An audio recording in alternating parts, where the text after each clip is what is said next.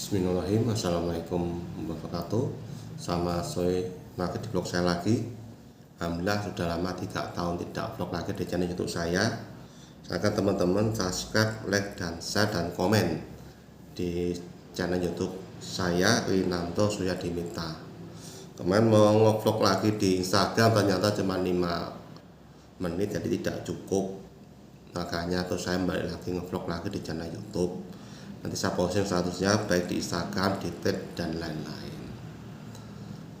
Melanjutkan dari Instagram data yang sudah saya posting tentang keprihatinannya ada dokter yang sampai bunuh diri di daerah Nusa Tenggara Timur karena masa tidak kuat diintimidasi oleh keluarga pasien. Ada juga di Semarang sampai juga bunuh diri diintimidasi oleh sahabatnya senior. Ini memprihatinkan khususnya bagi saya pribadi. Semoga keluarga yang ditinggalkan diberikan kekuatan kesabaran dan layak diperjuangkan, harus diperjuangkan menurut hukum dan keadilan sejak undang-undang yang berlaku. Jadi dulu pada waktu saya masih bekerja di bank di tahun 2008, saya sempat kuliah di Magister Hukum Kesehatan UGM, makanya gelarnya MSc. Kalau sekarang gelarnya MHKes. Nah, karena waktu itu saya kuliah masih di Pascasarjana UGM. Sekarang gelarnya MHKes. Kemudian sempat mendampingi beberapa klien terkait sengketa medik. Dari situ terus sempat juga jadi ditunjuk oleh bapak dokter untuk mediasi. Dan waktu itu saya sempat dipercaya juga kanan ID Bina Yogyakarta oleh ketuanya Dr. Bambang Suyono Anestesi.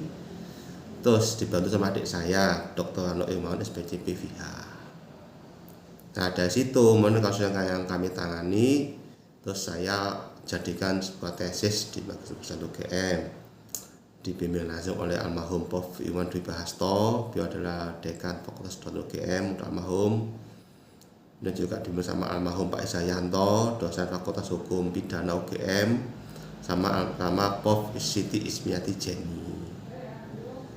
Nah kemudian dari situ terus alhamdulillah cum laude dengan IPK 3,800 gitu. Lulus tahun 2010. Nah, dari kasus-kasus yang prihatin ini memang saya masih menggunakan peraturan undang-undang yang lama. Tapi menurut hemat saya, meskipun masih menggunakan peraturan undang yang lama, maka masih bisa nyambung sama undang-undang yang baru. Karena nanti saya akan posting perlindungan hukum kesehatan, jadi nanti ada kaitannya nyambung antara undang-undang yang lama dengan peraturan undang-undang yang baru. Nah karena itu makanya membuat channel YouTube, karena kalau di vlog Instagram cuma 5 menit jadi saya tidak bisa memanjang lebar gitu. Nah dari posting-postingan saya dibimbing oleh dosen saya di Magister Hukum Kesehatan UGM, sebenarnya di sini kenapa sih orang itu cenderung menghakimi menganggap bahwa dokter kesehatan itu langsung dituduh malpraktek. Nah, ini kan perlu diperhatikan, ada banyak dokter profesi kesehatan itu pasti pinginnya mereka itu sembuh pasiennya. Tidak ada pinginnya dokter atau profesi kesehatan itu pasiennya celaka, sakit lagi atau kembali lagi, tidak ada. Nah itu sudah sewajarnya mulai hari ini saya mengajak pada Anda semuanya untuk tidak mudah menuntut dokter profesi kesehatan untuk melakukan malpraktek. Saya pernah nonton satu channel di Instagram, tapi saya tidak disebutkan namanya ya. Itu mudah menghakimi profesi kesehatan atau dokter. Dikaitkan dengan pelayanan BPJS Kesehatan. Dan itu banyak followernya itu. Itu cukup prihatinkan itu. Cenderung jadi ya memprihatinkan seperti itu. Nah kalau kita berbicara hak pasien di sini sebenarnya, kalau kita bicara backgroundnya ini bermacam-macam ya. Maka kita mengutip di sini bahwa motif dari almarhum Prof. Bambang Purnomo SH, beliau adalah Guru Besar Hukum Pidana UGM, salah satu pendiri dari Magister Hukum Kesehatan UGM, karena itu kan Magister Hukum Kesehatan UGM kalau nggak salah berdiri di Pascasarjana itu tahun 2006 kalau nggak salah. Saya masuk 2008 angkatan 4, kok enggak 2006 2007 di sini. Jadi beliau itu mengajarkan begini, lex spesialis deroga lex generis, bahwa hukum yang khusus akan hukum yang umum, bahwa untuk menentukan profesi kesehatan apakah itu atau tidak maka ditentukan oleh peradilan profesi medis, bukan peradilan profesi umum. Itu salah satu yang kami pelajari, yang saya ajarkan waktu kami kuliah tahun 2008. Nah di sini maka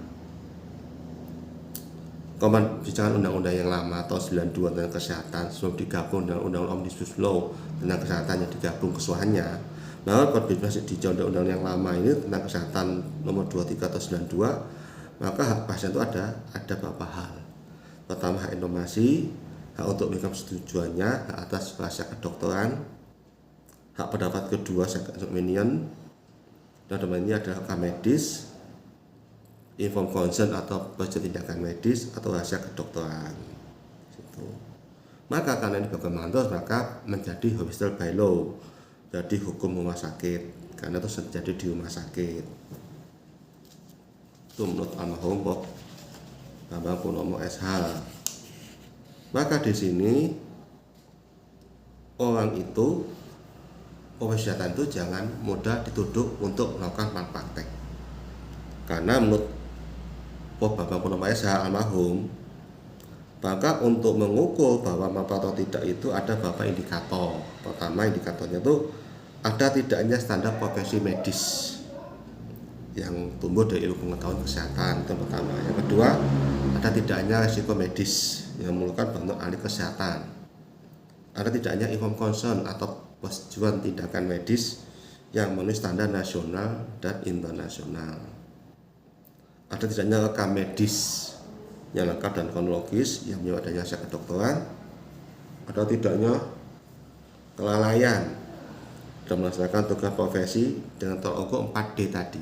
4D itu negligence atau dati kewajiban, direction of that dati penyimpangan dari kewajiban, decaution kausal atau langsung, dan damage kerugian. Serta ada tidaknya alasan pemaaf dan atau alasan pembenar hukum.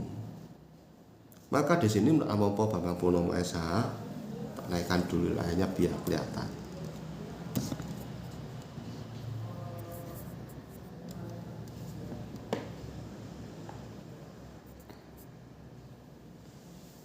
Maka nama Bambang Purnomo SH, maka di sini pentingnya dibentuk peradilan profesi kesehatan. Maka di sini koordinat terbaru adanya perlu MKDKI, Majelis Disiplin Dokter Indonesia, sekarang MDP, Majelis Disiplin Profesi. Nanti kita bahas. Nah itulah menurut Bambang Purnomo membahas itu sebenarnya. Dan harapan untuk memenuhi harapan masyarakat terkait mencari keadilan.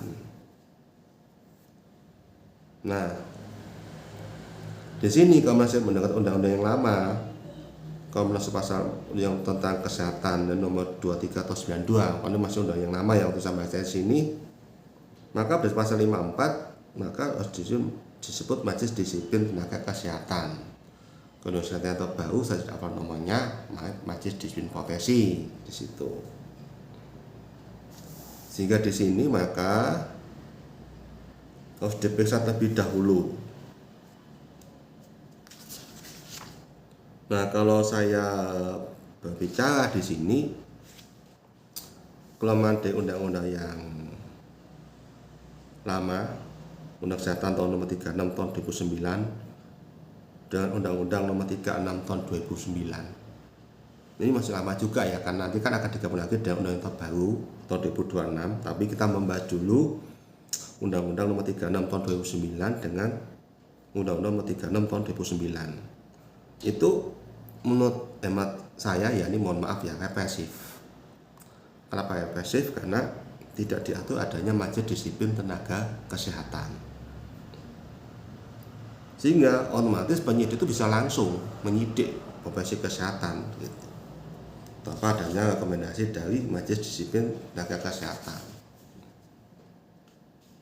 Di situ itu juga cenderung adanya kriminalisasi, makanya banyak kasus-kasus dokter menjadi terdakwa, dokter anak, anak kemarin alhamdulillah bebas kemarin. Tapi itu juga menurut saya kriminalisasi, karena betul divonis di Majelis Disiplin Profesi ternyata bisa jadi alasan penyidik Polri untuk melakukan penyidikan sampai ke pengadilan, kejaksaan sampai ke pengadilan, ternyata jadi dasar pidana. Ya Allah, pertimbangan hakim kemarin itu divonis bebas ya, tidak terbukti di situ. Maka di undang-undang yang lama di sini masih yang lama, maka masih dibahas Undang-Undang Nomor 4 Tahun 2009 tentang rumah sakit, ini masih yang lama. Juga di sini di dalam pasal ini adanya Badan Pengawas Rumah Sakit di situ. Sehingga di sini menurut hemat saya undang-undang ini menjadi tidak jelas ya, karena tumpang tindih. Jadi dokter profesi kesehatan itu bisa diadili di majelis disiplin profesi, bisa dia di peradilan umum. Jadi tidak jelas sebenarnya arahnya ini mau kemana dulu sebenarnya. Soalnya namanya badan profesi ini seharusnya sejajar dengan peradilan profesi militer, seharusnya peradilan khusus. Maka seharusnya ada undang-undang peradilan kesehatan di situ.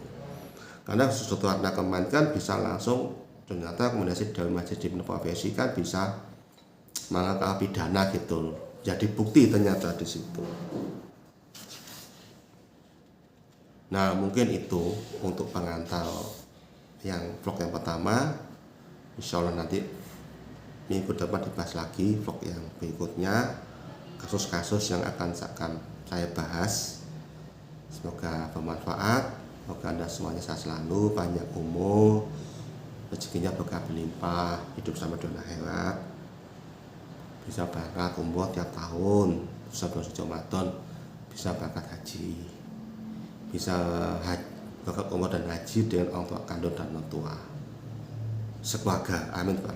Dan menjadi rezeki yang terbaik, bisa bermanfaat, bisa sedekah yang banyak, amin Pak. Amin. Masyaallah Muhammad, kama sholata Ibrahim Majid, kama baikani Muhammad, kama Dr. Ibrahim Majid. Assalamualaikum warahmatullahi wabarakatuh.